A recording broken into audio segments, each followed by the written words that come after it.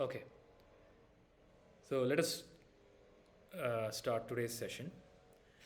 Contemplation on what is reality. So, all the sessions of, or rather the discussion in Vedanta or inquiry in Vedanta, is inquiry into the truth.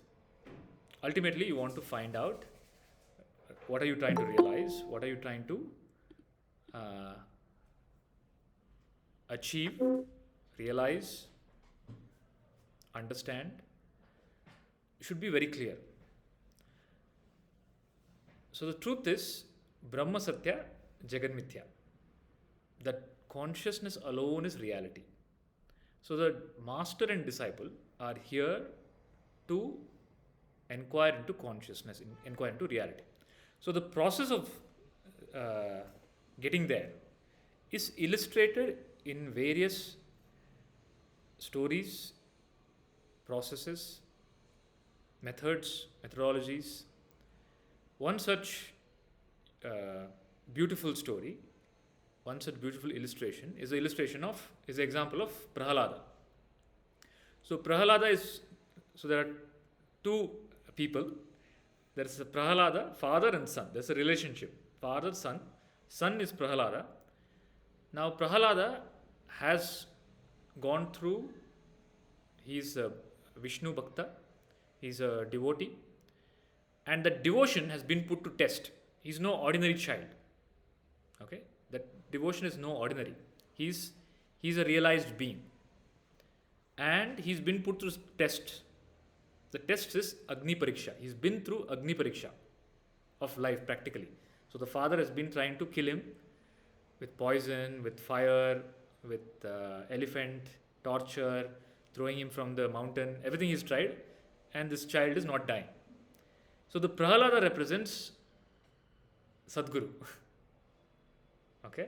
Now Sadguru is no ordinary person. Somebody has become a Sadguru. He is a Brahmanishta. And that Brahmanishta is tested. Okay?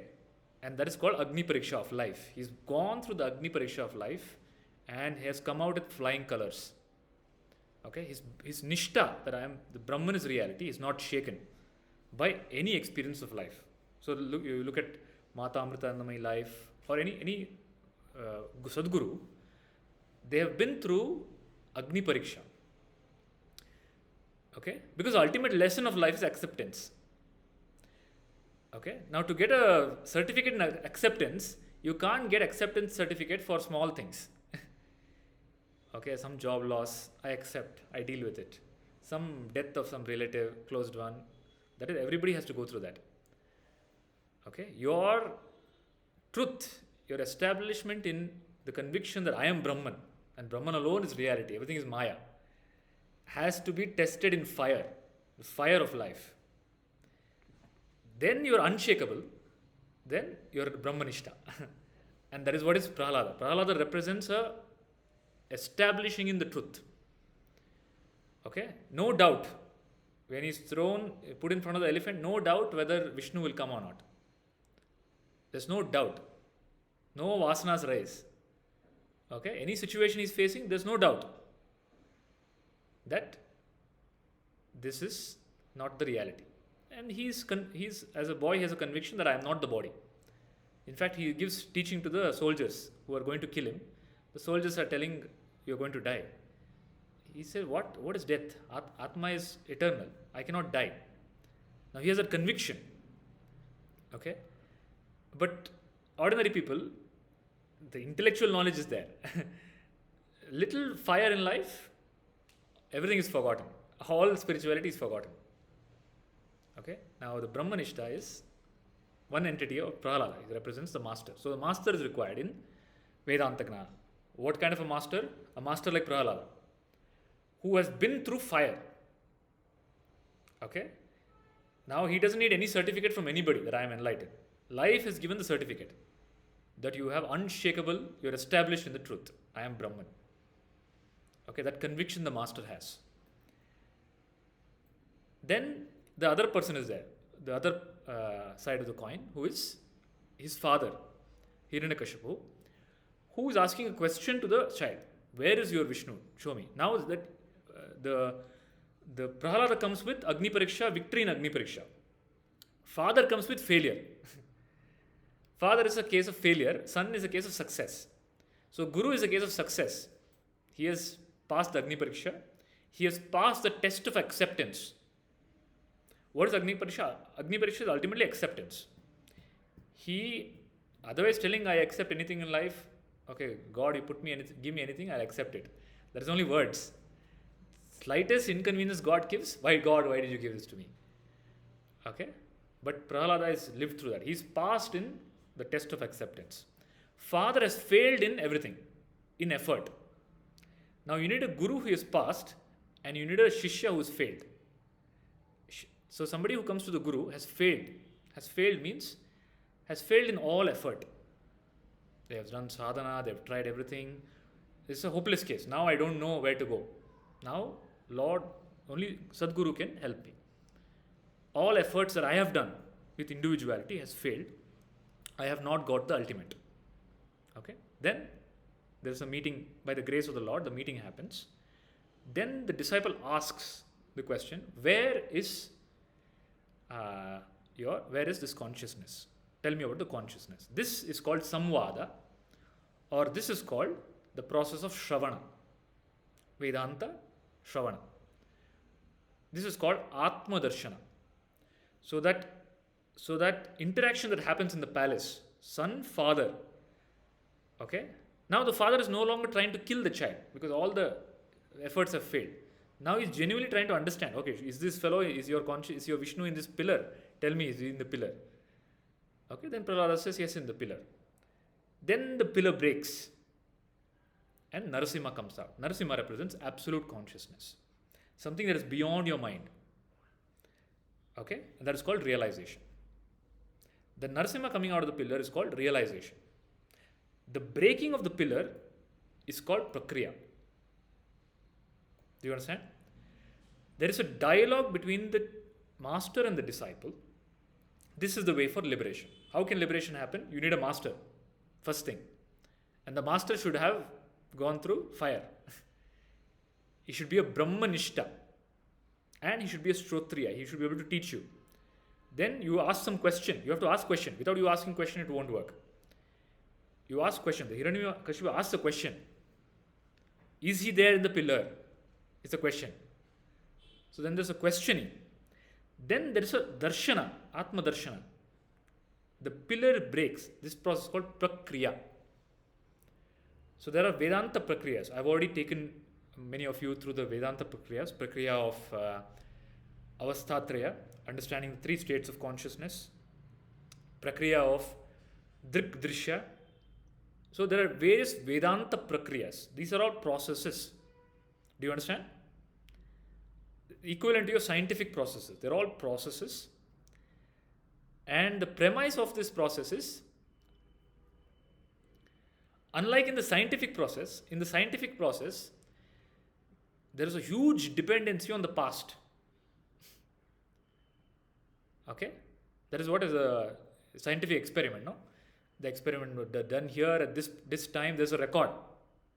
Okay? And there is a reference to the record and there is a conclusion. In Vedanta Prakriya, it is not a reference, it's not dead record. The master is living truth. In that moment, the master, who is the awakened light, illumines or brings illumination by destroying the ignorance through a process of dialogue. Then there is a Narasimha who appears. That Narasimha is called Sahaja Samadhi or Gnana, Atma Gnana. What that is, you can't understand until it comes. Until the pillar is broken and Narasimha appears, you cannot understand what is Gnana until there is an awakening. So is the process of awakening clear? So the process of awakening is the story of this father and son. Okay? Now so this is the Vedanta Prakriya. And the Guru has various such processes, ways, different ways to awaken the disciple, different ways to destroy the ignorance. Okay? And this is called Vedanta. This is called direct path, a direct way of inquiring into the truth. Prahalada doesn't tell to his father, now you go, oh, you want to see Vishnu? Okay, start sadhana, go leave all this palace, go to the mountain. Okay? There is no instruction given. There's no sadhana given. There's a direct approach. Is he there in the pillar? He's there in the pillar. No question, nothing. Dead end. Okay? So it's a path of dead end. No more to do. Okay? Because the father is already a failure. All his efforts have already failed. So no more effort is given. It's an effortless path. Do you understand? It is a path of no effort. It is a path of inquiry. It is not an indirect path. It is a direct path. And it's an instant path. That instantness of the path removes the pathness out of it. There's no more path. Okay, you're already there. Okay, you're traveling at faster than speed of light. There's no path. Now you're in a vehicle, you're traveling at faster than speed of light, practically teleporting. It's like you get into the vehicle and you want to go somewhere, you're already there. Because it travels so fast. So you're not covering anything. Practically you're there. So this is Vedanta, wherein you're uncovering what is already there. Okay? And the Guru helps you. The job of the Guru is to destroy the ignorance through a clear communication. That's all there is. And that's why it's called Shravana. Shravana means there is a clear communication. You hear the communication, you understand it, and you're awakened. Nothing more is required. As simple as that. Okay, I have heard it, I have understood it, I have awakened. Anything more to do? No. So after Shravana, the only thing that is told after Shravana is Nididhyasa. Nididhyasa means the moment your Guru teaches, you understand. When I say understand, there is a clear understanding. The ignorance in the intellect is removed. There's no doubt. Okay, because one is there is a conviction in what the master is saying, and you yourself have understood it. That itself is gnana. That is awakening, over. That is mukti, liberation. Then, after that, what is there? After that, if some impressions rise, you can choose to either clean them or watch them or allow them. So if you choose to watch them, burn them, that's called Nididhyasa. You're getting more and more established in Gnana. Okay? But what is Gnana? It's only this much. Shravana Matrena. You listen, you understand, it's over. Okay? Now today, I'm going to take up one particular process or inquiry called Adhyasa. So Adhyasa is Sri Adi Shankaracharya wrote a text called Adhyasa Bhasha in reference to Brahma Sutra, where he clearly outlined the process of the steps rather of inquiry into the nature of reality through the process of Adhyasa. So what is Adhyasa? We'll understand today. Is it clear? So now I am talking about what Sri Adi Shankaracharya referred to. Okay. Then there is another master who I've mentioned many times called Atmananda Krishna Menon, whose way of teaching was direct path, direct inquiry. Also taught the process of Adhyasa, applied Adhyasa and communicated to his disciples. My own master also did the same thing, okay, same process, and I'm now passing it on. Okay, so what is Adhyasa? Adhyasa means superimposition. The transliteration is Adhyasa means superimposition. Have you heard of Adhyasa? Anybody heard of Adhyasa before? Adhyasa means superimposition. So we'll understand what is this Adhyasa. Okay? So far is it clear? Any doubts? But first let me understand from you. So all of you attending these classes for quite a while now. We've been talking about reality, Brahman, truth, and Maya. What is Maya?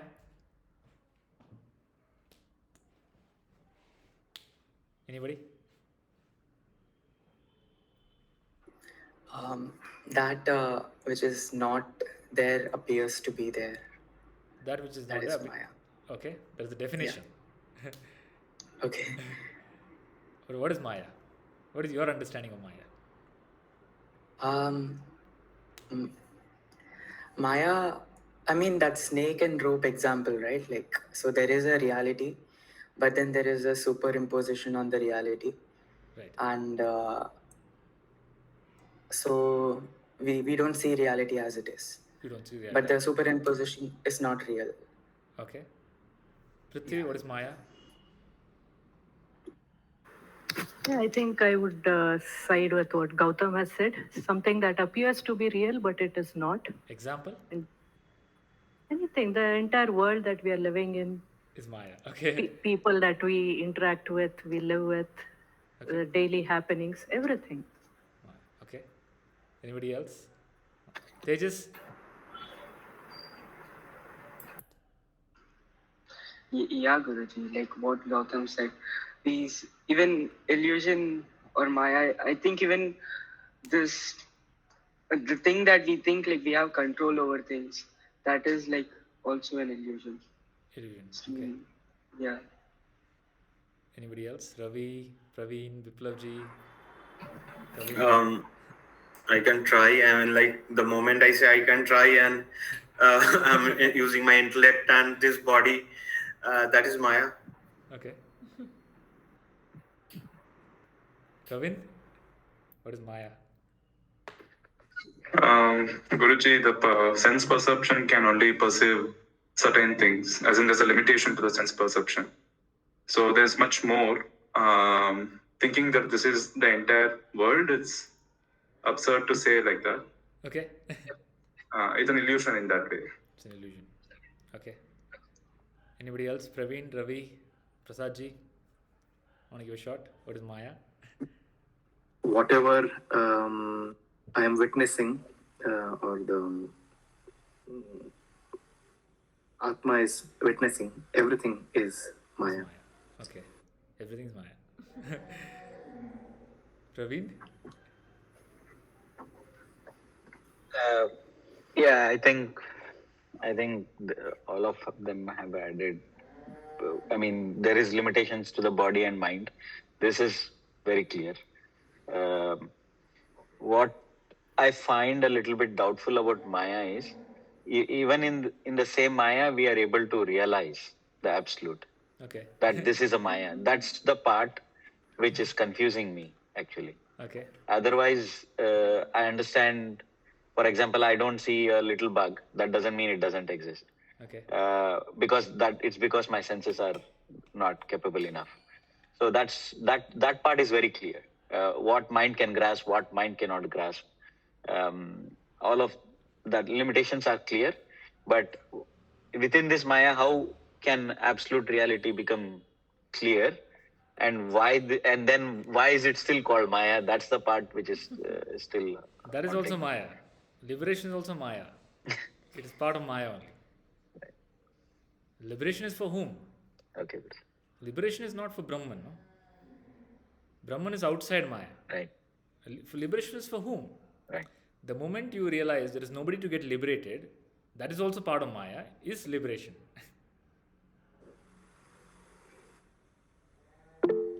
Yes, Kevin. So if we go to the quantum level of things, Guruji, as in the neutron, proton, if you go further inside, it's just vibrations. So anything physical is just vibrating in a much higher way. It has a defined boundary. But in the quantum level, it's all just vibrations. Okay. So does it really exist? No, you tell me, no? Is it really exist? That's the illusion I'm Okay. That's why I say it as Maya. Okay, fine. Okay, Praveen and Radhika. Prasad ji and Radhika. Anything to add? Yeah, I mean, everyone has mentioned whatever, I wanted to add just one more thing. Maya is something which is not permanent. Not permanent. Okay, very good. Prasad ji.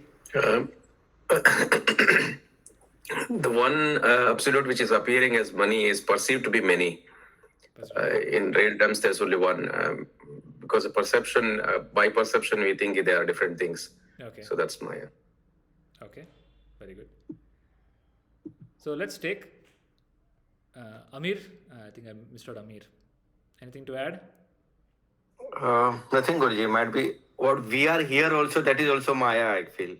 What we are doing, that is also Maya. Everything is an illusion. Okay, sure. See, now the inquiry into what is Maya. There is a certain. Everybody knows this. Has heard this word called Maya. It's very popular now in the internet. Okay, what it is also everybody knows. Here you are trying to awaken. So if I would say Maya is a dream, the question is not to give a dream answer. The question is to truly awaken from the dream. Okay? So the process of or inquiry with the master is not for intellectual entertainment, okay, or time pass. It is a true seeking, hunger, intensity to just awaken from the dream, okay, and that happens very naturally in the process, in the dialogue. So today let us focus on understanding what is this Maya and seeing through this Maya. So one classical example, I'll take few examples. One is the Vedantic example of snake and the rope. So there is a snake, so there is a rope, and the person sees the rope. Then there is a snake. Where is the snake coming from?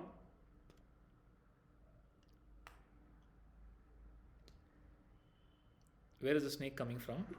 It's a perception. It's No, what we think of it. No, perception is of a rope. What is perceived is something like a snake, but not a snake. Okay? He doesn't know. He's in darkness. He doesn't really know what it is. There is some perception.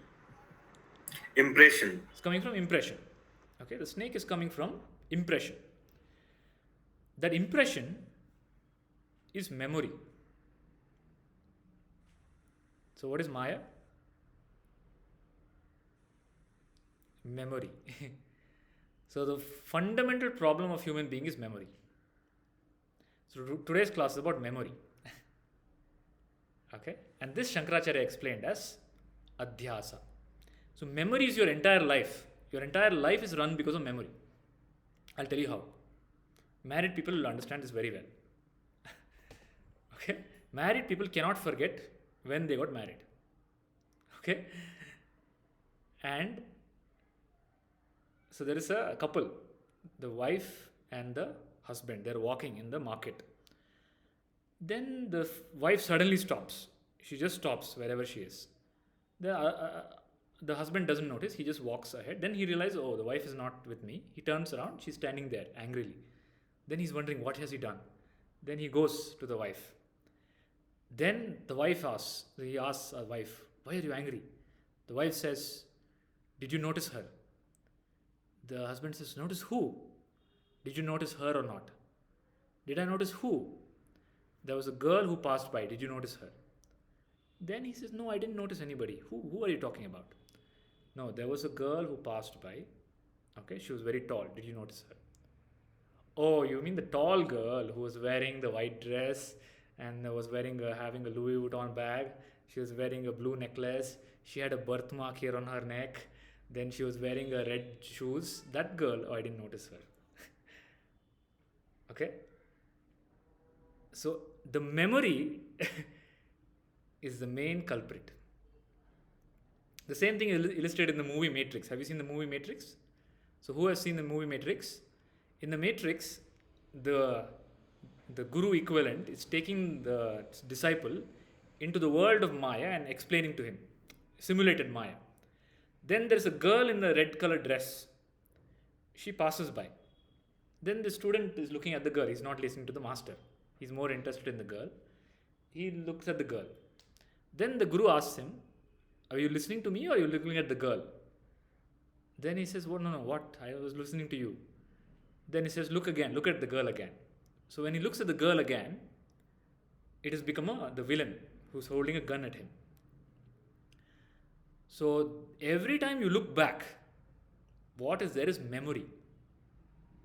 You are leveraging memory in your life, and that memory is the culprit. Okay? What is Maya? Maya is what is not there appears to be there.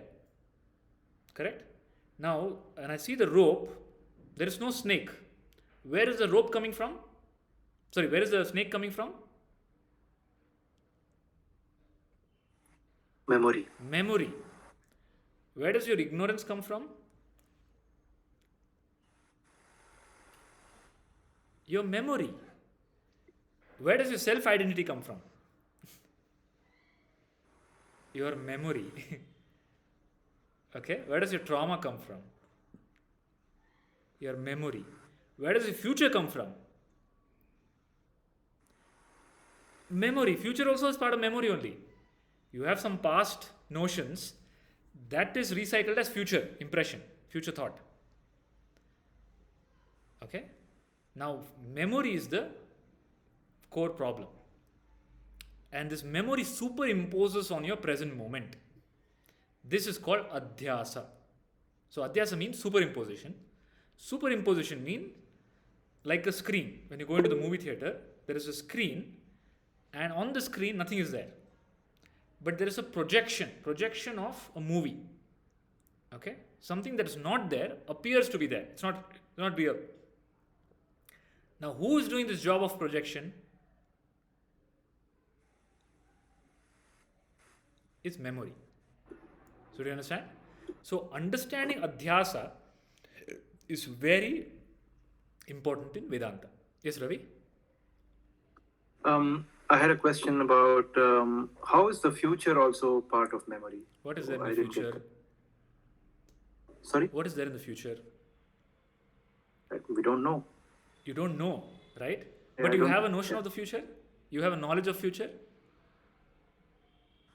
The concept of future. That is coming from where? From the future? From the unknown? Is it coming from the unknown or is it coming from the known? The word future is coming from memory, but what happens in the future is not coming from memory. No. What happens in the future, nobody knows. Okay? But your mind knows. Your mind already tells, this person is going to behave like this tomorrow when I go to office. Tomorrow is Monday morning. I'll go to office. I'll have a very bad day because my boss will speak like this. He's a worst fellow. In the last 5 years, he's been troubling me. Okay, tomorrow, Monday morning, the traffic is going to be very bad. Okay, everybody is going to be getting to work. Your mind is projecting a future from the unknown. Future is unknown. But from the known, which is memory, it is projecting the future. Do you understand? What has the mind used to construct a future and give you anxiety? Past. Do you understand, Ravi? It's a thought, but not the future, right? So It's not. See, future you can never catch. Future is ultimately a thought. I'm telling, what is that thought made up of? thought is made up of memory. Memory. Everything, your thought about the future is nothing but the past repeating as future. You look at your future thoughts. What do you have in your future thought? The simplest way, I'll take the Vedantic path. What is there in the future?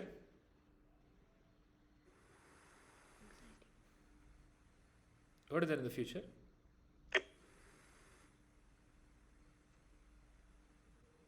You are there in the future?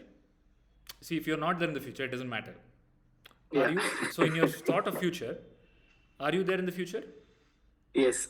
Okay, that is a fundamental. Okay, because if that is not there, then whatever world is there, object is there, it doesn't matter. The fundamental premise of the future is me. Okay? Now that me, where is it coming from? Is it self or is it identity? It is identity. It's because Atma is not worried about the future. Atma is the same now. Atma was the same 5,000 years ago. Atma will be the same 10,000 years ago. The Atma has no worry. Because Atma is untouchable, unchanging. Somebody who has a worry that I will be in the future and I can get affected. So it's not Atma. So Anatma. Now the Anatma is identity, self-identity, that I am the body, I am the mind, I am this Ravi character. Right? Ravi character is there in the future? Yeah. Where is the Ravi character coming from? Memory. So where is Ravi character rooted in? Memory. So memory is the culprit. Do you understand? The memory is, you can come out of memory. Now Vedanta is not to destroy memory. Okay, we're not destroying the memory here, please understand. Memory has a utility. We're not destroying the memory. But what the biggest mistake we have made in our life, not one life, multiple lifetimes, is whatever is there in the memory, it is taken as absolute truth. And it is undeniable. My memory is undeniable for me. So I'll start from where we are and where we need to go. Where we are is, we're in a state where I have some memory and I can never deny it. It happened. That person did scold me. That person did appreciate me. That person did give me the money. I have to return also. Okay? Memory is undeniable and memory is reality. Everybody agrees with the statement? Yes, Praveen, you have a question?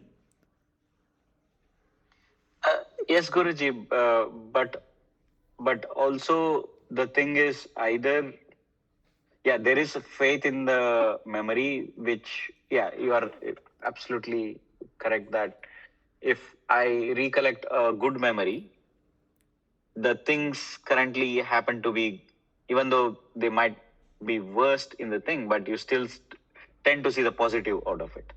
I'll come to that. If you recollect part. It's part of the step. So it's step by step. Okay, I have not come to that part yet. That is also wrong. I'll tell you how it works. First we'll understand how memory works. First thing is, before going into the memory itself, in my present moment, right now, in the present, only the present is real. Correct? Only what is happening now is real. Correct? So let us take the example of one event. How many of you are married here? Raise your hand. 1, 2, 3, 4. 4. Biplavji 5. Amit 6. 6 people. Yeah. The others are not married. So others, today is like a special day for you.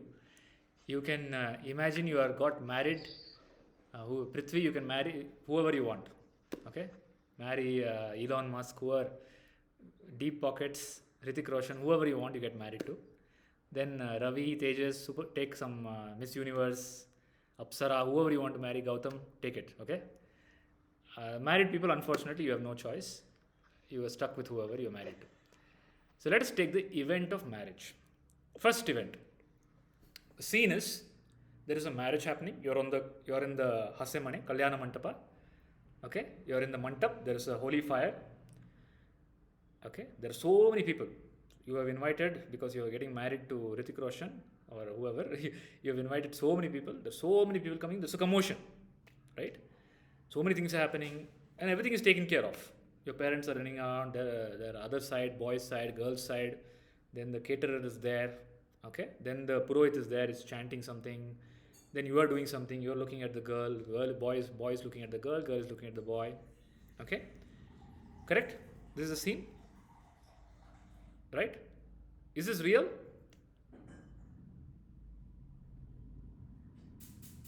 Now the first incident I'll tell is, all this is happening, then the boy now ties the Mangal Sutra to the girl. He ties, 3 knots he makes. Then he keeps his hand down. Everybody puts that akshata. Okay? Everybody is rejoicing. Some people are taking pictures, video, everything is happening. Suddenly there's a huge sound. Somebody says, cut, okay, then everybody snaps out of their role. Everybody becomes normal. Okay, so what was the scene? There was a real Kalyan Mantapa, real marriage happening. The boy really tied the knot. The girl really tied the knot. There's a real fire. Purohit told the real mantras. Okay, and everything was real so far. Perception wise, everything was real. But the moment the person told cut, was there a real marriage? Is the boy and girl married really? The two actors, okay? My question is, can I call those two actors as husband and wife now? Yes or no? No. Yes or no? Prithvi? No. Why? It was unreal. It was. No, everything was real. You can touch and feel. You can see the audience. You can see the fire. The mantra was real. You were actually the boy was actually holding a Mangal Sutra, real. He did really tie it. How is there not They were husband and wife? performing a role. Huh? No, they were performing as actors. So it's not real. It's not real. Why it was not real? Perception wise, everything was real. Yes. Why is it not real? My question is why you say it is not real? Yes, Radhika? Because they were putting up an act. That's why. Act, externally, perception wise, it was real, no? When you say they were putting up an act, where is this act? What is the ingredient of change here? No, the minute when someone says cut, they had to get back to what they were. They had to stop.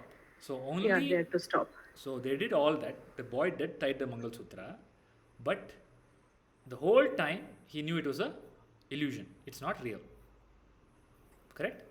So perception was of reality, but the inner knowing is that is unreal. Okay? First case. Now second case. Same scene. Same scene. Thousands of people are there. You're getting married. The boy, there is a holy fire, very real. If you put your finger into the fire, it will burn. Okay? The Purohit is chanting the mantra. Then there is a real Mangal Sutra that has been held. Then the Mangal Sutra, the boy ties. Okay? Then everybody puts the akshata, the rice. Then suddenly you wake up. Then you realize it's all a dream. No? Okay? In the dream case, what happened? Perception was there. Believing it is real was there. So in the first case, you told perception was there, but the belief that it was real was not there. Correct? It was only an act. In the second case, perception was there, belief it was real was there. Can you call the husband and wife? So can you call the boy and girl husband and wife now? Yes or no? Yes or no? No, Guruji. No, why? Because when we woke up, we realized they were not actually married. Why? Because it ended. Because it ended, you tell it it's not real? No, because we realized it, like when we woke up, we realized it's not real, right? When we you realized woke it up, was just a dream. when you woke up, it ended. That's why I'd say it is not real. Okay, so if something ends, so my conclusion is, if something ends, I'll call it as unreal. Is my statement correct? No? Okay, now my third case scenario. You got married, same scene, everything is the same. Everything happening, people shouting, everything, photos, everything. Then somebody ties the knot, the boy ties the knot. Then everybody puts the blessing. No cut, no waking up. Okay? Now this is your real marriage, the people who got really married. This is what happened to you. When did you get married? Biplav ji, kab shadi hua aapka? It's been 20 years. 20 years ago this happened. 20 years ago this happened? Yes. Perception wise, what is the difference between in the first two cases and your real case? perception wise? Uh, for me, it is like there's no change actually. That was also a dream, dream, and this is a waking dream, I can say. So we are living, and this is also not real actually. Okay. Although we have to perform all the duties and all with the No, my simple clarity question. that we have to do it. My That's simple it. question is: are you married? Did you get married? Yes. 20 years ago, did you Yes. get married? Yes. No, you didn't get married. Who's that? Prasad ji, ಎಷ್ಟು ವರ್ಷ ಆಯ್ತಪ್ಪ ನಿಮ್ದು ಮದುವೆ ಆಗಿ? About 18 years. 18 years. Did you get married? I had a feeling I had got married. Did you get married? Yeah, there was a feeling I got married, but now, yeah, there's no such thing. So what memory does is, so we'll go now step by step, inquiry into the events. So our life is a set of a series of experiences. Okay, I've just taken marriage as an experience, so you will never forget it. Either because it's the happiest day of your life or the worst day of your life. So you'll never forget it. So you have some event happening, some experience happening. Once the experience is over, okay, once the experience is over, the mind comes back and says, this happened 20 years ago. I got married. Okay, so what are you doing? I am recollecting something. In the recollection, there's something happened, and you take that recollection to be real. Whatever happened, whatever my mind says that this happened, is real for me. Is that correct statement? Okay. Now let's go into the second case of the dream. In the dream scenario, the boy who is tying the knot has a memory that he proposed to the girl 1 year ago, and it's been 1 year and they're getting married. Okay? He has a memory in the dream. Do you understand the question? Does the boy have a memory in the dream that, okay, 1 year ago I proposed to her, now we are getting married? Now, did he end up in that situation from the point of that memory? That means there is a continuation from the point of the memory till that marriage, or the marriage just is happening right now in that dream?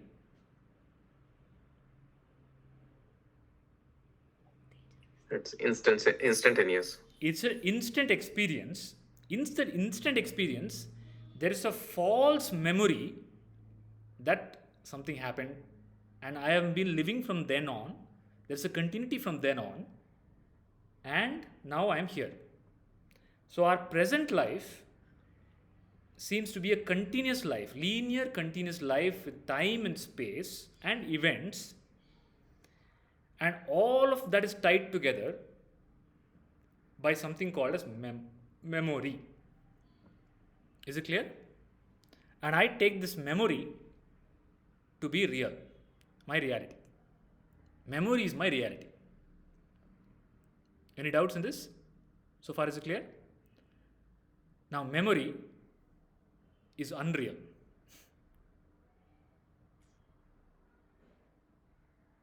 Memory is only telling. What memory does is, there is something happening now. Okay? There is a superimposition of something that didn't happen onto the something that is happening now.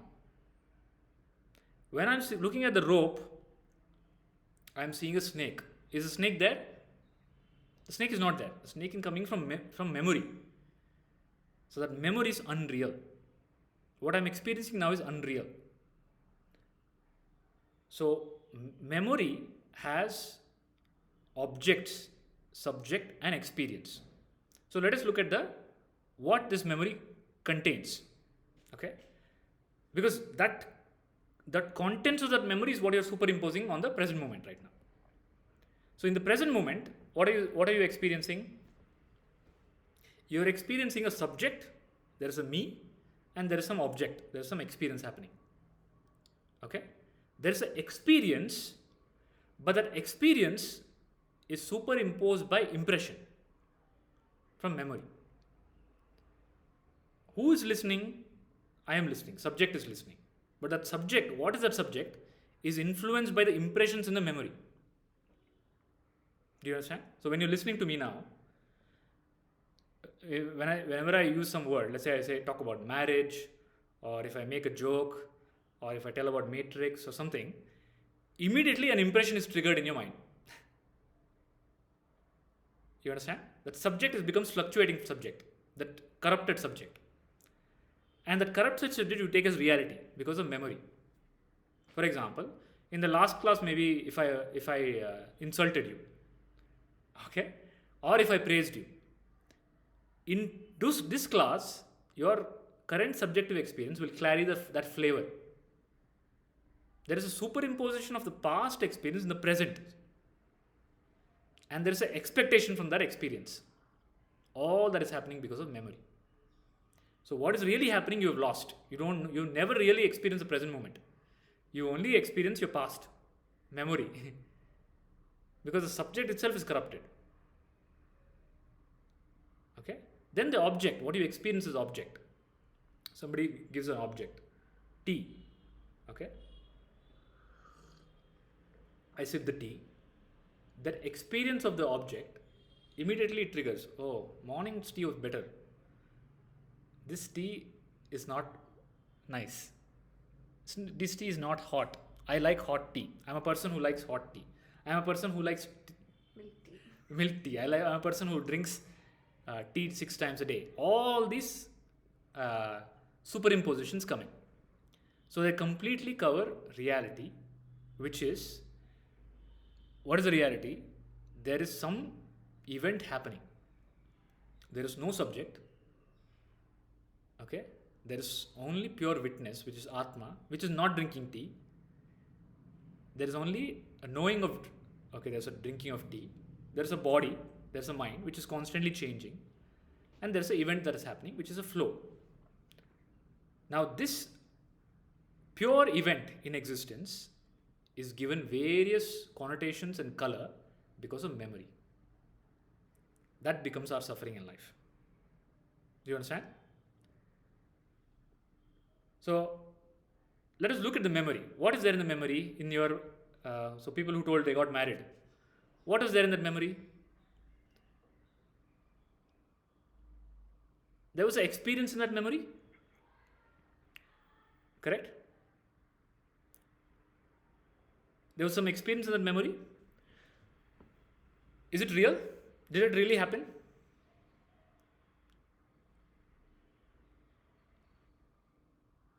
Did that really happen? Did the marriage really happen? Did you get married 20 years ago?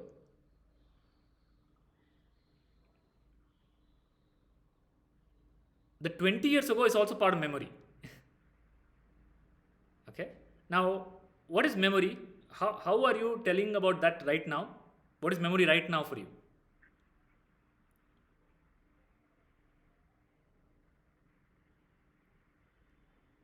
What is memory now? Huh? Images. Image. It's a thought. Thought. Memory now is a thought. Okay?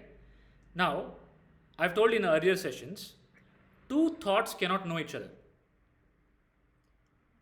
Correct? So the thought of marriage 20 years ago, can it ever know the 20 years ago event? Can it ever know it? It doesn't know it. And what happened 20 years ago? There was some subject, there were objects, there was an experience.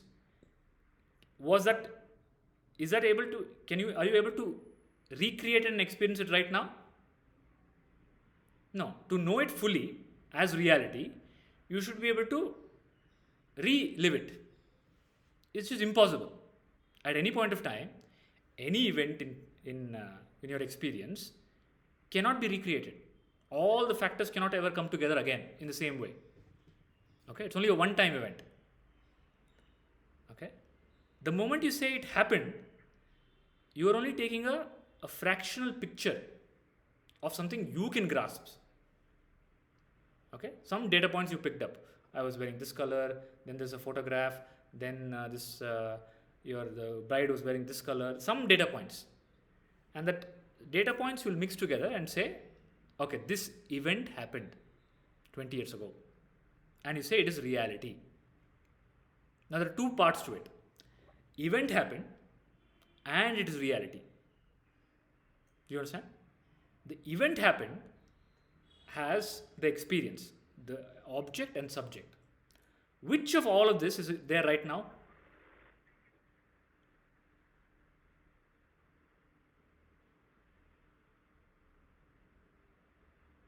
Which of it is there right now? There is some. None of them. There is some entity which is there even now, which was there that time also, which is not changed. That's why you say it happened. There is some connecting entity. Connecting entity is not memory, because memory is only thought. What is the connecting entity? The real I. The I principle, which is Sakshi. So at that time, the Sakshi, there's a Sakshi who's a pure witness. There's some experience happening.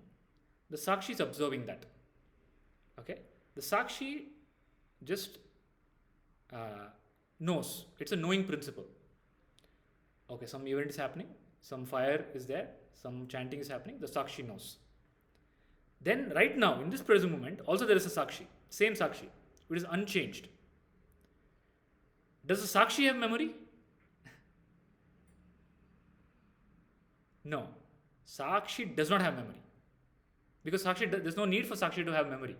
Because Sakshi is always there, present. For whom is the memory then? Did Sakshi get married? No. So Sakshi will never make the statement, I got married 20 years ago.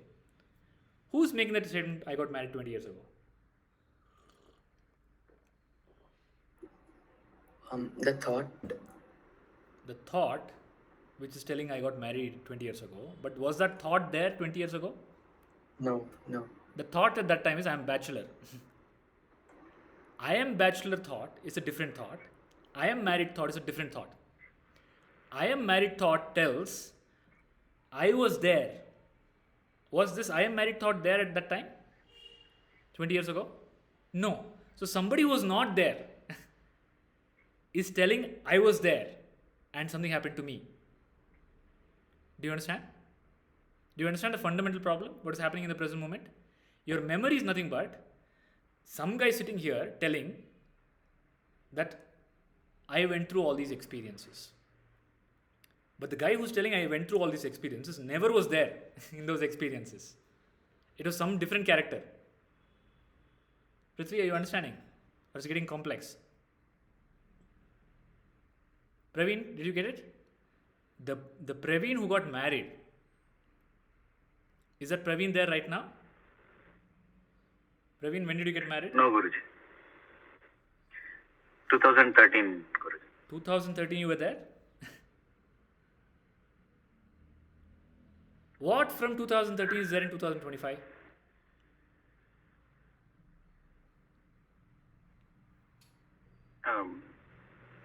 What? Tell me one thing. What from 2013 is there in 2025? Body is there? Same body is there? No. Same mind is there? Same wife is there? This is a tricky question. Anything is there? Same relatives are there? Same bank balance is there? No. Nothing. What of 2013 is there in 2025? Is the same subject there? So one thing is clear. No objects are there. Does everybody agree with that statement? No object from 2013 is there right now. It is changed. Correct? Any counter? Tejas, you have to counter me. You are the youngest one. My statement is no object in the external world is there in 2025 from 2013. Yes, true or false?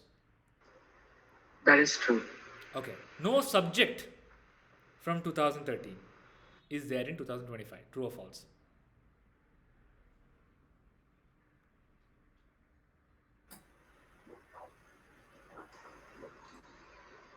I don't know, Guruji. You understand subject-object difference? So from what I understood, subject, even subject is not there. Even It's not subject is not there. Yeah. What you call as Praveen that time was Praveen thought who appeared at that time. Okay. Now you recollect. It's a now different Praveen thought who has never ever seen that Praveen. But there is a feeling that is the same Praveen, and that is called Adhyasa. That is called Maya. Something which is not there appears to be there. Something which is not real appears to be so real. And that is called memory. Prithvi? So, Krishna, I had a question. Now, if you take the example of Prahlada, okay. So, Prahlada knew that at any point of his life, God is there to help him out, right? And that thought must have come from his previous memories also, knowing that God is there and God is going to help him. No, Prahalada's. So there are two parts to it. One is there's a part of the memory. The memory has insights. That's why I told memory is not useless. So memory has a utility value. Okay. Now the utility value, like for example, your PIN code, your password to your bank account. That is there in memory only. You have to recollect it from memory and you have to use it. Okay. But the problem happens when you take it as absolute truth. For Prahalada also, when he's ignorant, he's still in the trap of memory. Correct? There's no doubt. Until he's awakened, he's in the trap of memory. Once he's awakened, what does he realize? He realizes memory is illusion. Time and space is illusion. Now, how do I know this? I know this because how can I make the statement? When he's in front of his father, okay, if he was an ordinary person who has taken memory to be real, what would have been his interaction with his father? Would he have fear? Standing in front of his father, if he is leveraging memory and it takes memory to be real, just now his father has tried to kill him. Okay, I'm leveraging memory. I'm using memory to define my present moment. How should I interact with my father? As Prahlad, he'll be trembling, no? But does he do that? He's free. He's in the present moment. He's not influenced by memory because now he's liberated. In liberation, you are able to respond to the present moment in its true beauty. That's what is called awakened living. You're not influenced by memory. There's a part of the memory that he's taking. So memory is two parts. Please understand. Memory is two parts. One is a transactional part. Okay? Transactional part is, this is my father. This father's name is Hiranyakashipu. He has been the king for 20 years. He gave birth to me. All that is transaction, facts. Then there is a part of the memory which says, this is real. There are two parts to the memory. Everybody understanding? There's a part of the memory which is functional, utilitarian. Then there's a part of the memory which is subjective. Atmagnana destroys this part, the second part. That means a Gnani is able to recollect. Okay, you met the Gnani. Okay, Krishna knows. Okay, Duryodhana did this. This person did this. This person's name is Arjuna. This person's name is. So Rama knows. This person's name is Hanuman. That is not forgotten. Memory is not destroyed. Okay, what is destroyed? Taking that to be real is destroyed. That this is real. This happened. Okay, and this has an influence now. All that is taken, all that is erased, all that is burnt. So don't think that Atmagnana will destroy memory. No. If you destroy memory, you will become potato. You will become a mental case. Okay, Atmagnana will bring out the falseness of the memory. What you have been taking as real will be shown that it's not real, it's unreal. Prithvi, did you get the answer? Yes, Krishna, I got it. Is it clear? Yes. Yes, Ravi, same question or different question? Similar question. So, is Atmajnana also coming from the memory? No. Atmagnana cannot come from the memory. If it comes from the memory, then it is not Gnana. It is Smriti. Gnana is not Smriti. That's why it's called Shruti Smriti. We say, no? Shankaracharya, Shruti Smriti Purananam Alayam Karunalayam Namami Bhagavat Padam Shankaram Lokashankaram. Smriti is memory. Gnana is not coming from memory. Because if Gnana is to come from memory, the Guru cannot respond. Guru does not leverage memory to respond, to answer. The words of the Guru is coming from pure consciousness directly, untouched by memory.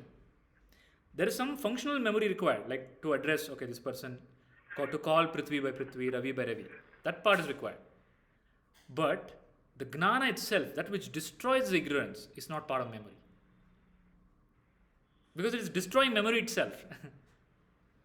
If it is part of the Maya, part of the memory, it can't destroy memory, no? Do you understand?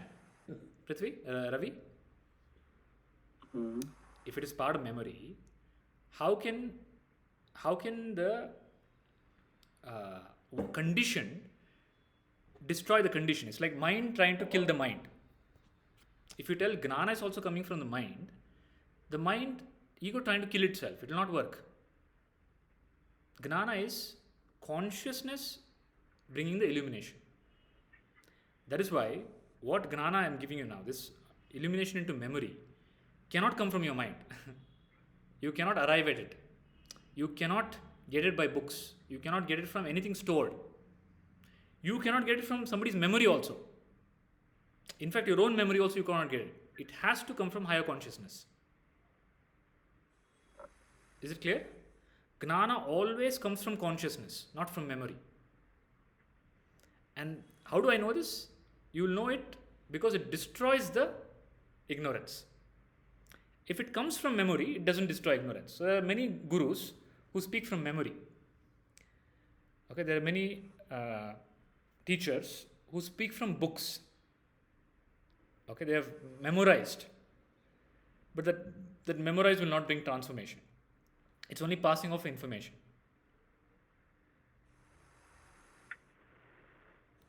Okay, is it clear? So Atmagnana is not memory. Atmagnana is the wisdom coming in the present moment from consciousness itself. And anytime it comes from consciousness, even in you, so there's a process called manana. Manana means you've heard the truth. Now you're leveraging on memory to recollect the truth and apply the truth. Even then there is an illumination, but the illumination doesn't come from memory. It comes from yourself. Okay? The self reveals the truth, not the memory. Memory is just a utility value. So let me clarify memory more, then we'll take up any further questions. So my first statement, yes, Prithvi.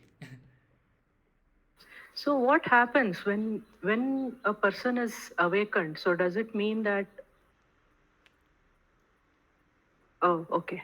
I got my answer. Okay. What? I wanted to ask if a person is awakened, is all his memory that is not transactional wiped off? Yes. Or Yeah. or he has memories, but he chooses not to be affected by them. No. So when the person is awakened, first of all, there's no person. Okay. Whatever record is there, that there's no person who is taking the ownership of it. Whatever recollection, whatever has to come. Now I'll talk about recollection. I've not addressed that yet. I'll come to that. Whatever has to come to that moment, okay, to arrange energies in a certain way, will come to him. If that means a recollection of your past life, which is not part of his memory, has to come, it will come. Okay?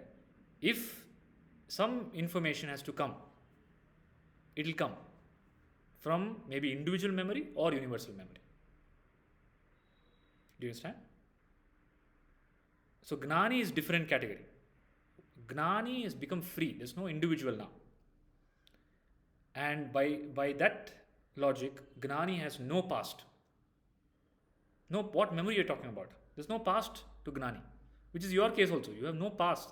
The past is a ghost. It's a shadow. It does not exist. It is coming into existence because of because of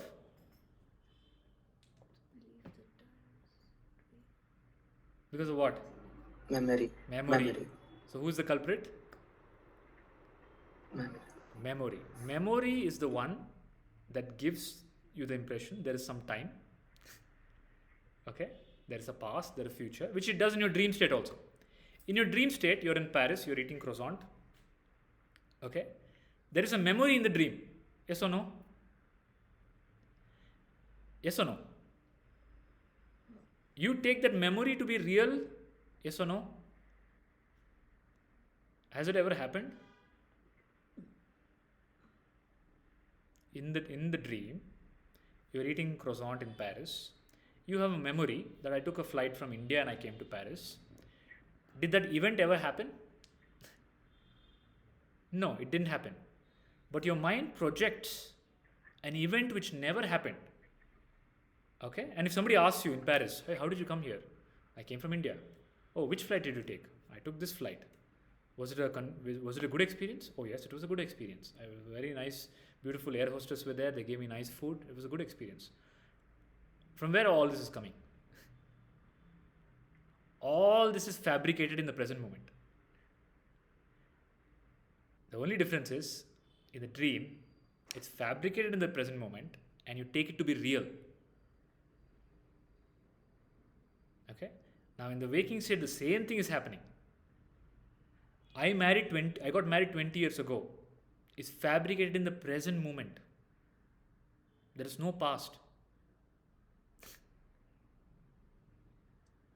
There is no past.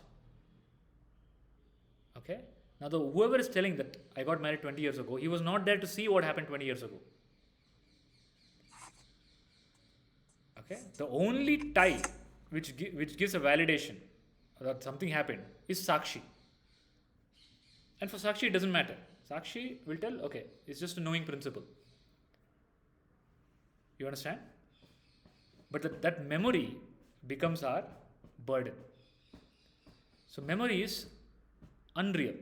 Whatever is unreal, it projects on the present moment as reality. Okay, what is not there, it shows to be there.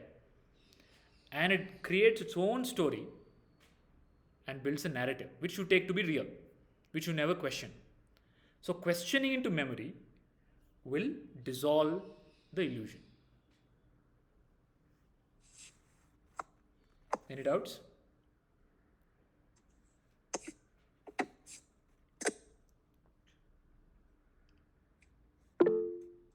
Yes, Radhika? So just a few clarifications. Does memory give rise to vasanas? And do we behave in a certain way because of those vasanas? Memory is vasana. So memory is, what is memory? There's some experience that happened in the present moment. Okay? There is a recording of that experience, and that recording becomes an impression. Okay? So experience becomes an impression. In impression, is there experience?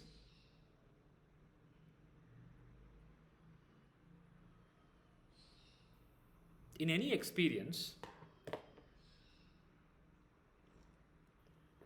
I drank tea. So drinking tea is an experience. So there is an experiencer who is the enjoyer, and there's an object. Okay? Now the subject and the object, and the experience of drinking tea, they all merge into one called experience. Okay? And once that is over, it becomes an impression. Now the experience is gone. You can't recreate it. Okay? You will never be able to recreate it. Okay? But there is an impression recorded. In the impression, there is an impression of the subject, impression of the object, impression of the experience recorded. And that impression, it's not alone. Okay, unfortunately, it's not alone. It's like LLM, large language learning model. The moment you give it access to internet, it will learn from everything. First, it is only in your system. Okay, it's not connected to any system. Now imagine this: your system is there; it's not connected to the internet. You bring another system with its own programs. Okay, connect these two systems. What they'll start doing? They'll start exchanging data, and they'll start learning. Now your system is there, a model is there, learning model is there. You expose it to all data. It will learn from all data, right? Now your experience has become an impression. That impression has got exposed to what now? So many data points, and it gets, and none of the data point is real. Please understand, none of the data point is real. Everything is just fabricated data point, and they start interacting with each other, and they create there's a continuation of a false narrative. Now that continuation is not coming because of the object. Ultimately, all of these are objects only. Data point is only object. Ultimately, there's only one data point, one thought. But the continuity is because of Atma. Okay? So the thought that you get in the present moment is bringing reality to the thought that I got married 20 years ago, not because of the object or the experience. It's because Atma was there 20 years ago. Atma was there 100 years ago. Atma was there 1000 years ago. So I say Buddha was there 2000 years ago. It's because the self is there 2000 years ago. Okay? The continuity is not bought by time, space, or object. The continuity is bought by self. Now, the present moment, the ego, the I thought, leverages the continuity from Atma and says, I am continuous. Okay? I am bringing the continuity. I was there that time. I got married. Now I am there. I have studied about Buddha. Okay? All the ownership of continuity is taken by you, me. That is the ego. You understand? And that ego has impressions. Now that impressions, are they real? Where are the impressions? In the mind. In the mind? Is the mind real? What is mind? Mind is also Maya.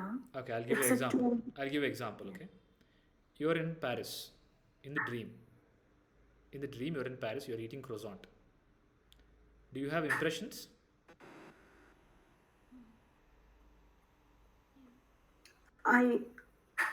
Yes, that dream person has. Dream character has. Is it real? Yeah. The dream character will tell, I built these impressions over 40 years of life. Is that a true statement? That's not a true statement. I have impressions is false. Impressions is Maya. How can impressions be real? How can anything apart from Atma be real?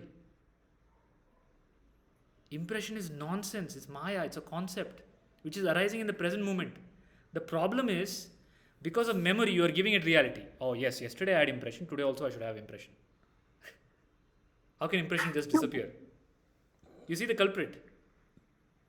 Yeah, but there are so many people who behave out of fear, impression of fear. Where is that coming from? hatred, Where is that thought jealousy. coming from? That so many people, are they in front of you right now?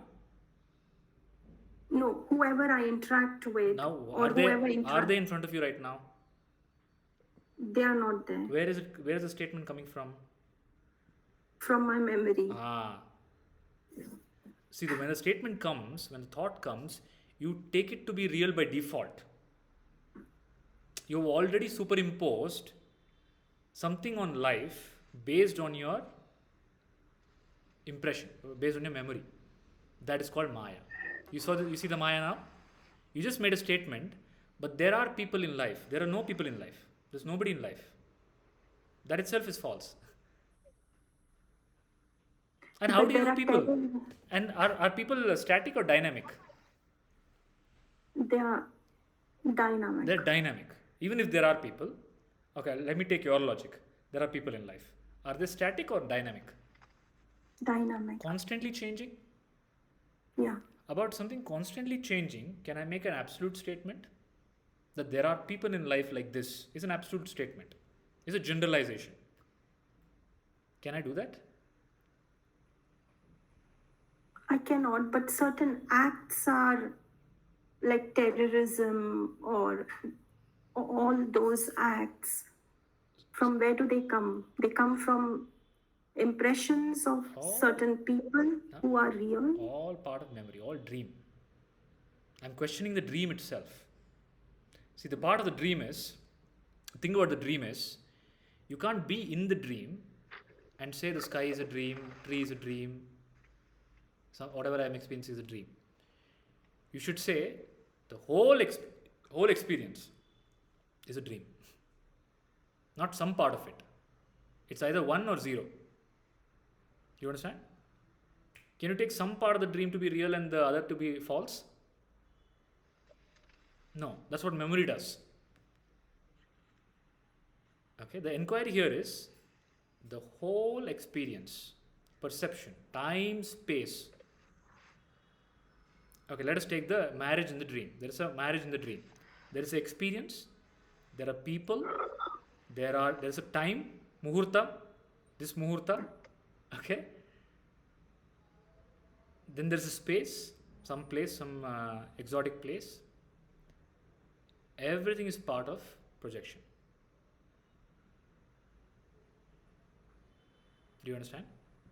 And memory is the one who stitched it all together. So memory itself, and memory itself, what is memory itself? Is memory itself real? Memory is a thought that arises now. Okay? And when I say memory, it seems like a continuous thought. Oh, I'll get memory tomorrow also about the same thing. No. Moment to moment there's a thought arising which is claiming to be memory. That is the illusion. There is no continuous entity called memory. Do you understand? There's no continuous record. Okay, there's a record that I'm keeping for 10, 20 years. No. Don't equate memory to a record. Do you understand? It's not like a digital file. I've kept all my experiences there. No. If that were true, then look at the dream experience. No, somebody's in the dream, he's tying the knot. He has a record. He has a record of 20 years that he lived. Now he's getting married.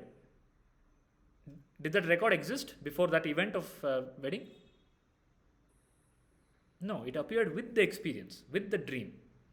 Similarly, in the waking state, your memory, what you call as memory, is appearing in the present moment, giving you the illusion that it has existed for thousands of years or since the time you were born. Okay? And is telling you about your life, about the subject and object, and is telling you that, giving you the impressions. Now, then there are spiritual pathways which work within the framework of memory. One such pathway is sadhana. You do sadhana. Sadhana means what? Can sadhana exist without memory? Sadhana means what? It's time bound. Now, how can something be time bound and memory bound lead to liberation? So the only way out of memory, out of Maya, is enquiry. So you enquire into the nature of memory. So you understand that memory doesn't exist. The idea of memory itself is false. Okay? And there are thoughts coming up now which give the impression now that there is something, that something exists, that there is something existed in the past. The past is false. Only the present moment is reality. A continuous present is always there. You will never see the past, you will never see the future. It is only a game of the mind that creates the illusion. So I'll take a stop now to answer questions before I take the next inquiry into memory. Yes, Praveen, you are raising your hand. Yes, Guruji. Then how do I? Is enquiry the way to dissolve memory? Then the recursion thought occurs in my head. How did I get thought to inquire into memory? How did I get the thought to inquire into memory? You didn't get. Right. So, how did I get the thought to inquire into memory? So everything is a play of consciousness. First of all, there is nothing happening. Right. From an absolute point of view, Brahman, there is no creation at all. Okay?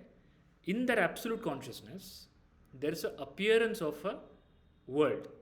Then there's appearance of world, characters, human beings. Now that the scriptures and what we know as even modern science calls it as a play of energy. So there's a play of energy that's happening.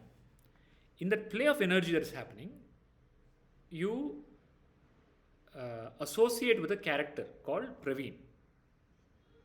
And then there are impressions that arise, which is also a play of energy. And as a part of the play of energy, you come out of the play of energy also, wherein you will meet a guru who will give you Gnan. So this is the process. Okay. So now, how do I make sure memory is not corrupting my current present? For that, should I, as a witness, I mean, I don't know, how do I articulate it? The question, how do I? The question is not fruitful because I've not completed the thread yet. Okay? I am getting to the completion where memory itself is false. Your question is, how do I stop the false from troubling me? Okay? You will never question, how do I stop the dream from troubling me? Do you question? Yeah, sometimes it does happen, right? Even though it's a dream, that is when you're in the dream. When you're in the dream, no. When you're in the dream. Okay. When you're outside, yes. When you went into the dream, you went to Paris, okay? Then you got a job there. Then you took a $1 million loan from bank. Then you woke up. Right. Does the loan still burden you? No. No. Why? But it doesn't burden me, but if the dream keeps happening again and again, for whatever reason, I will be petrified, even though I'm outside of that dream. Correct. When I wake up, I'll be like, hey, why is this happening again and again? No. If you're outside of the dream, it doesn't, no? How will it do that? If you're woken up from the dream, you have seen through that it was all just a dream. It doesn't affect you anymore. So when you wake up from the dream called memory, which is synonymous to waking up from Maya, it doesn't trouble you anymore. Now the question is, how do I wake up? How do you wake up? There's no other way apart from understanding with clarity. This is the process of waking up. Shravana, Manana, and Adhyasa. Okay? You see through the memory. So you tell me with confidence, memory is real. Is memory real? No. What in memory is that real? I'm very sure because I cannot recollect whatever memory I had made has been changing. So then that's not real. One more thing. You used a very nice word called recollect. I recollect from memory, right? So you all of you say, right? I recollected this. Do you ever recollect? Right. So let's go back to the second case. There's a guy who's getting married, okay, in the dream. He recollects. Then somebody asks him, okay, he's now taking all the gifts. People go and give gifts, right, after marriage. He's collecting all the gifts. Yeah. Then somebody asks him, how did you both meet? Okay. Then he says, okay, let me recollect. Yes, we met in college. We were studying together. Now, did that event ever happen? Is he recollecting it or is he creating it then and there? He's creating then and there. Do you ever recollect or do you recreate? I think you recreate, because if you recollect, it would have been a perfect impression of what it was then. You can never recollect. Now you are recreating, and that itself has flaws. Every Exactly. time that recreation has, it stops, it changes it. If you are free from impressions, okay, if you are Right. Gnani cannot recreate. Because why will he recreate something Right. illusionary?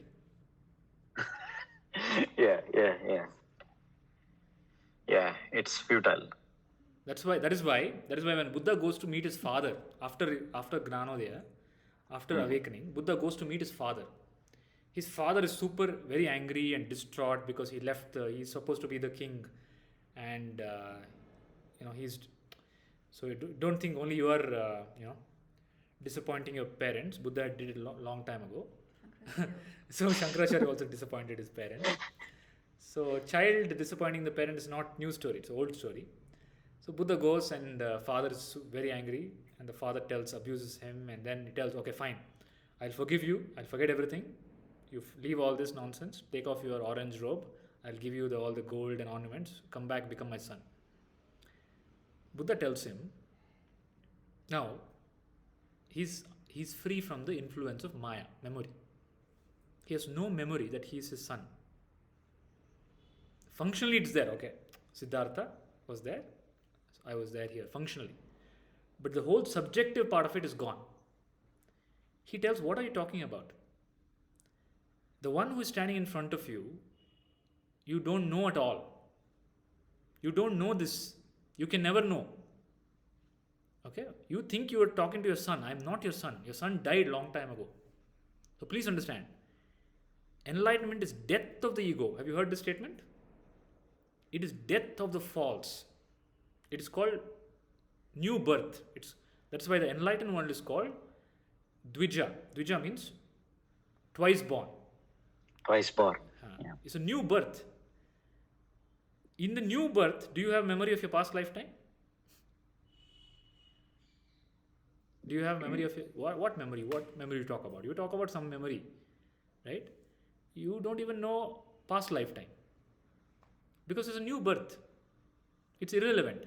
Right. Similarly, Gnana is new birth. The past memory is irrelevant. It has no connection to you. Okay, that is why Ratnakara, who has done sin, papa, Ghora Prada. After Gnanodaya, he is Valmiki. He is pure being. If memory existed, it is impossible to happen. It can never happen. His own memory will not allow him to be pure.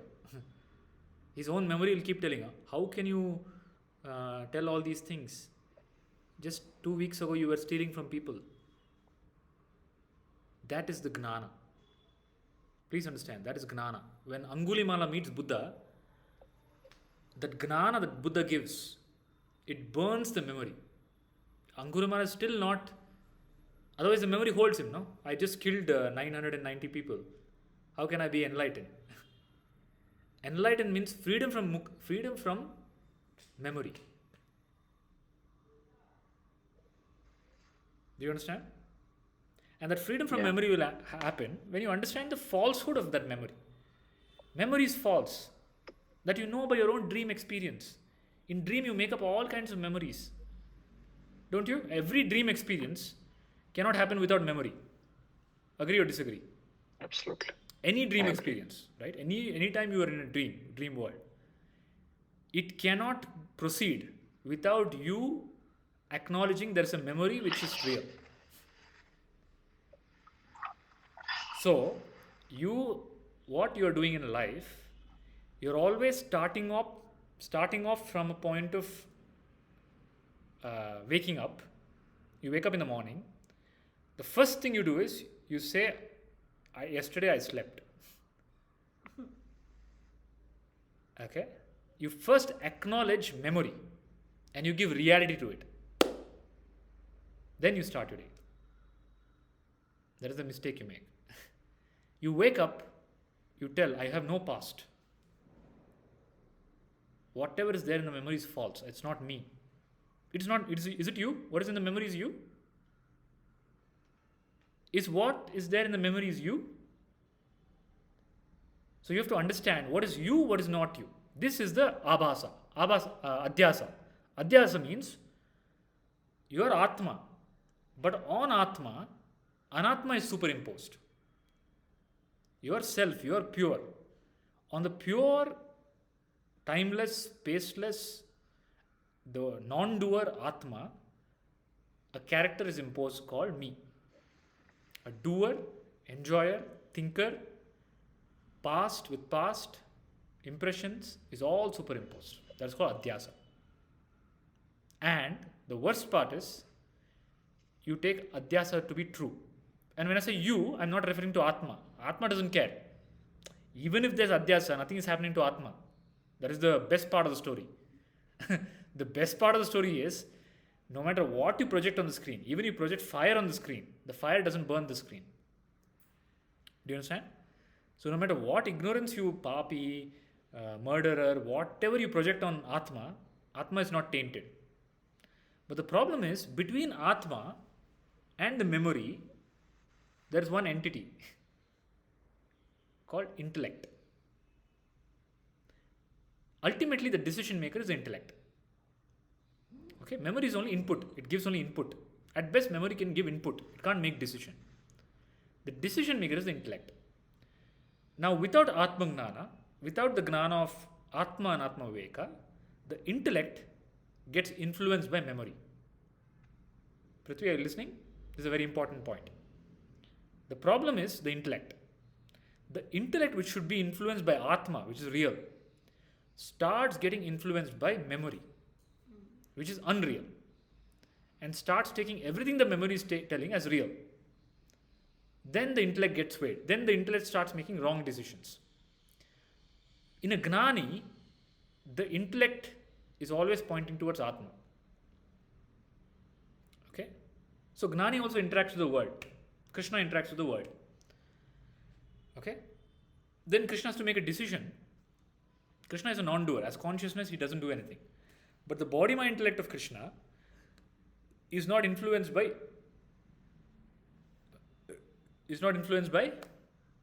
memory. Imagine if Krishna was influenced by memory. What is memory in Krishna? First memory of Krishna, trauma. He was born in jail. That to come out of the trauma that I was born in jail, it takes whole lifetime. Okay? So I have seen people, I know people, they're born in very impoverished condition. Slum. One person was born in the slum and raised in the slum. No matter what he achieves now, that impression that I was born in the slum still doesn't go. Now by that logic, Krishna should be traumatized whole life, that I was born in the jail and 7 of my brothers were killed. Okay? Then so many atrocities were done on me. It's a traumatic life. That is what memory does to unawakened people or people who are ignorant. That is what is happening to you. All your childhood traumas are fiction created by mind. Do you understand? Something happened to me in the childhood. Nothing happened. Nothing can happen to you. Your Atma. Radhika, Biplav, are you understanding or is it too much? Too complex? No, good. No. Trying to understand. Yeah. Trying to understand? Is it difficult? Not difficult. It's... Okay, I'll make it simpler. Memory is unreal. Is that clear? Yeah. No part of the memory is there right now. Is it clear? Yeah. Yes. Whatever is not there right now, it can never be there right now also. It can never be. Whatever was there in the memory, object and subject, does not exist now. Is that clear? It has no relevance right now, apart from some utilitarian value. Is that clear? Yes. It has no value apart from utilitarian value.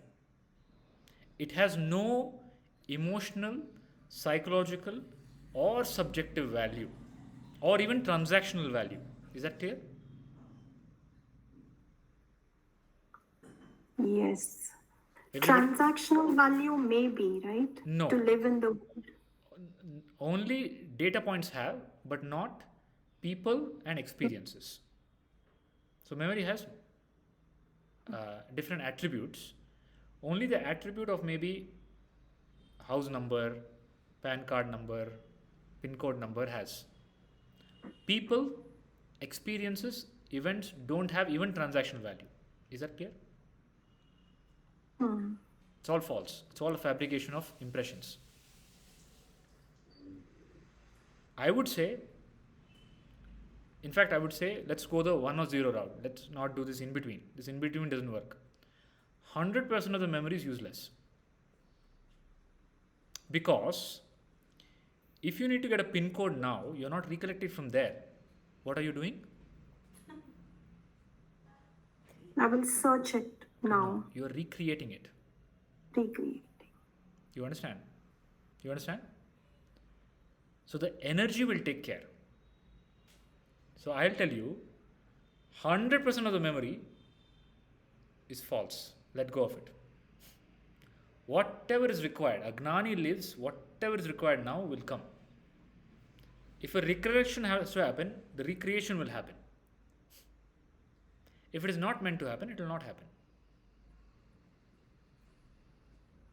What is recollection? It's some brain functioning now. Correct? Some brain functioning now is what you call as recollection. That brain functioning, are you doing it? If you get some disease, okay, can you recollect? You can't recollect. You'll ask your husband, who are you? So the one who is functioning the brain, let that take over. You be Sakshi. Okay? So say, Sakshi alone is real. Witness is eternal. Everything else is changing. Whatever is changing, even though it is perceived, even though there's a perception, is false. Okay? Where I get stuck as an individual is at memory. Because everything you're able to accept.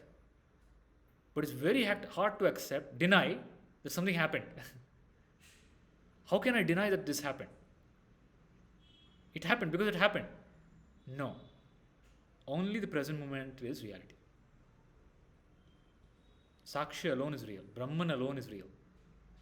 Everything else is a superimposition, adhyasa. It's not real. It's just an appearance.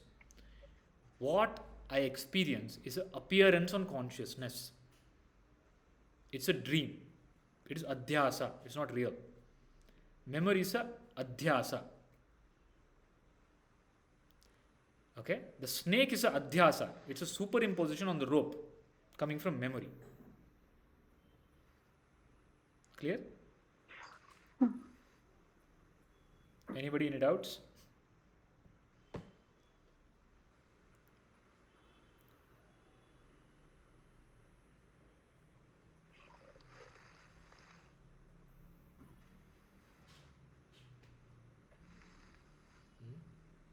Tejas, did it make sense? Gautam?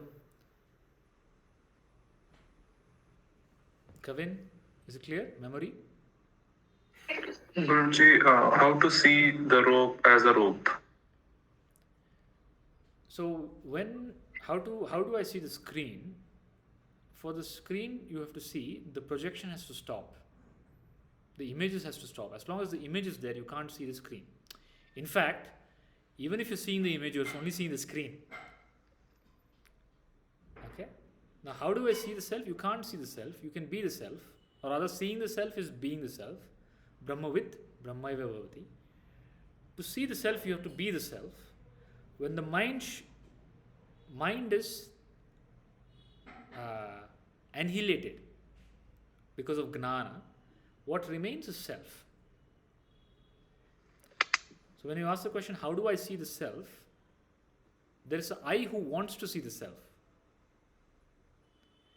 When that I is not there, what remains is the self. You can never see the self. It's like I can never see itself. The eyes cannot see itself. Eyes can see everything else. Okay, eyes can never see itself. The only way is all the false has to disappear. The mind has to become silent, pure. And the mind will not become purely silent without gnana. So it's like this. The example given is of a thief. A thief is there. The thief is telling all stories because the thief is prepared with all narrative stories, alibis, called alibi. But when the police comes and the police interrogate, they torture, they interrogate, then the truth comes out. Similarly, the guru is the police. Okay? In the interrogation of the guru, the ego will shake. Otherwise, the ego keeps giving some stories and slipping away. And you keep getting fooled by it. Don't think you're an intelligent person. You're the most idiotic person on the planet. Keep getting fooled by ego. Ego is telling some story, taking some memory which doesn't exist, building some narrative, telling something about the future, something about the past, something about yourself. None of that is true. Except the truth that your Atma itself tells everything and you believe it. And when the Guru comes and tells you the truth that you are Atma, that you don't believe. What to do? Is there a bigger fool than you? Paramatma is coming as Guru and telling you are Atma, you are divine, you have no past, no present, no karma, you don't have to do sadhana, you are you are pure being, your consciousness, you don't believe. Every morning you wake up, your mind builds a story. Yesterday you did this person did that, don't talk to that person, don't go this way, concepts, okay? You have limitations, you cannot do this because your father is not you told you like this, past childhood trauma, you have to become free from, you have to do so much sadhana to get enlightened. That person went to the Himalayas, you are sitting comfortably in the AC, how can you get enlightened? All the stories you believe, which are all false. Every single thing is false. Okay, some truth is there, I can agree. 100% is false.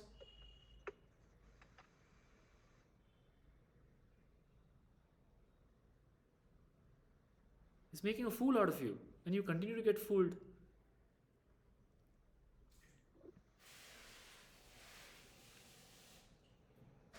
Yes, Radhika?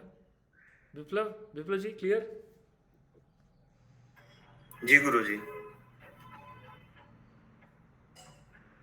So memory समझ में आ गया? Prithvi, is the memory clear? So memory is the one that ruins the present. Okay? Memory is unreal.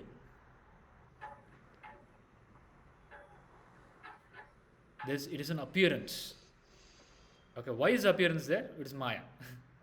That there is no answer. Why it is there? There is no answer. Okay, it is Maya. It is the ability of the consciousness. So you can come out of it.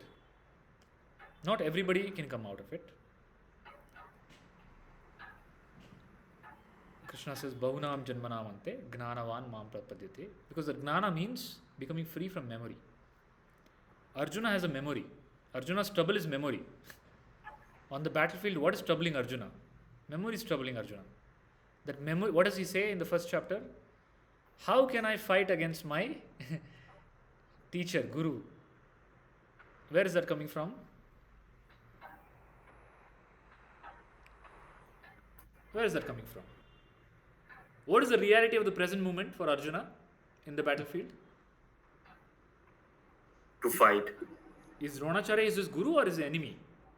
Enemy. Enemy is conveniently forgotten. Present moment is conveniently forgotten. The present is completely distorted by the past. How can I fight against my guru? Arey, guru nahi hai wahan pe. There is no guru there. There is enemy there. You are seeing a guru because of your memory. Adhyasa.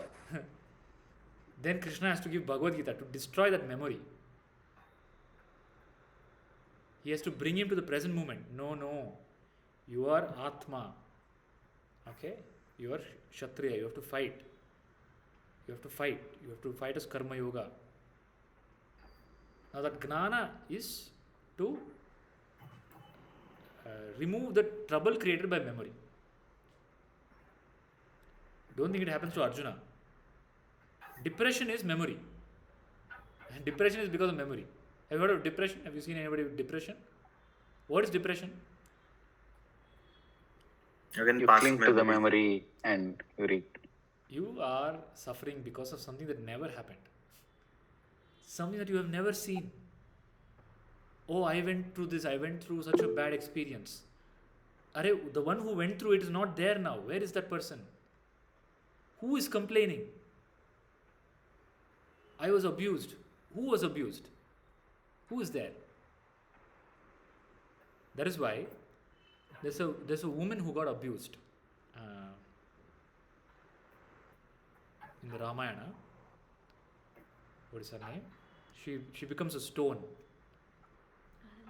Ahalya, right? So Ahalya is abused, physically abused. Then she sexually abused. Then she becomes a stone. She becomes a stone means it's a poetic way of saying she's mental wreck. Like it's such a traumatic experience that she can't function in the world. Okay, you freeze and you never come out of it because it's so traumatic. Then when she meets Rama, they say that stone became human again. That means, and same thing happened in the case of Jesus. There's a lady who is a prostitute. Then all the men of the village start chasing her to beat her, to stone her to death. Okay. Then everybody's ready to stone her to death. Fortunately for her, Jesus is in the town. Jesus and his disciple are in the town, and they all look at Jesus. They've heard of his glory. They says, Jesus, okay, shall we stone her to death? Jesus says, go ahead. Okay, but let the one who has not sinned throw the first stone. Okay? And the only person there who was eligible to throw a stone, who was Jesus, didn't throw a stone. Everybody else were waiting to throw a stone. And nobody throws the stone. Then that lady comes to Jesus and she falls at his feet and she cries. And she says, I have sinned. Where is this I have sinned coming from? Memory. Ahalya, what is Ahalya's problem? One event that happened some time ago. Only one event destroyed her life. Okay? And both these women, when they meet the master, enlightened being, true enlightened being, they become liberated instantly. Instantly liberated. From what? What freedom is Jesus giving her? Externally, nothing. It is just a liberation from the falsehood that she is carrying, called memory. He tells her, you are not a sinner. That sinner is a concept, please understand. I did something is a concept. You never did anything. You're a witness. You can never do anything. The false identity is perpetuated by memory.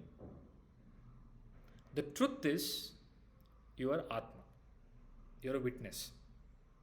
You are the only eternal element. Everything else is an appearance. Viplav, you have a question?